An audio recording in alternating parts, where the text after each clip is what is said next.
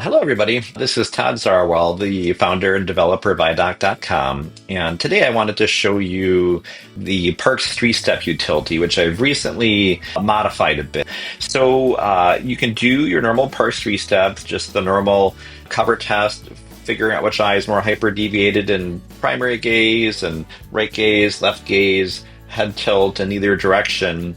And when you do that, you can just click through the results, and again, you get your EOM that should be responsible for this problem.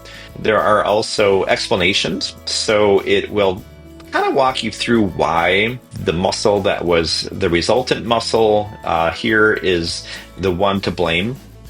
And I find this really helpful. I really don't like just going through a rote process and accepting the answer. I like knowing why the answer is what it is. Things that are new are now when a muscle has been identified, there are differentials. So, of course, it could be a palsy, which is very common, but also neurological causes.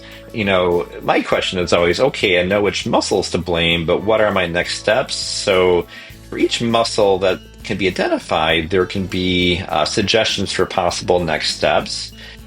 And another thing that I've learned about vertical tropias is if you can identify which muscle is to blame, if the muscle and the palsy is the only thing contributing to that, you should see a very specific amount of torsion based on that malfunctioning muscle.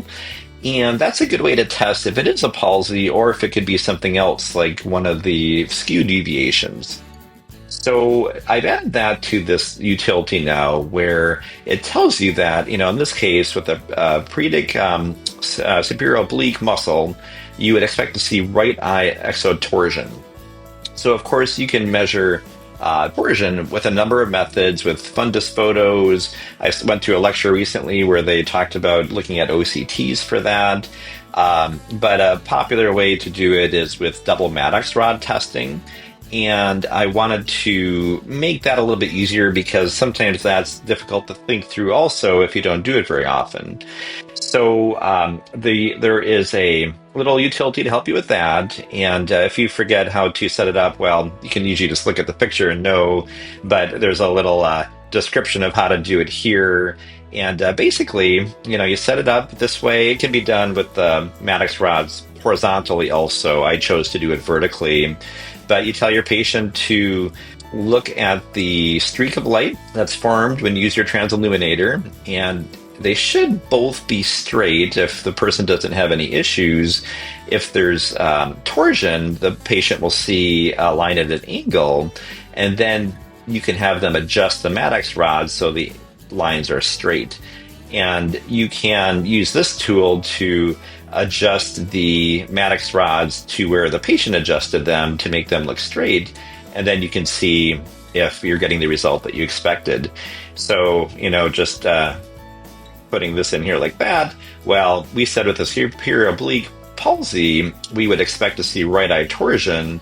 And in this case, we're finding left eye intorsion. So that is not matching up with what we would expect from the results from the Perks three-step test. And that may give us some clues as far as what might be causing this. Based on the discrepancy, it's probably not a palsy, so it will deserve more investigation and could be some sort of skew deviation that needs to be worked up. So, bottom line, I'm trying to make it a little bit more comprehensive as far as your working up of patients that have vertical diplopia, or at least vertical deviations in their eye alignment. And I hope this makes your life a bit easier in the clinic.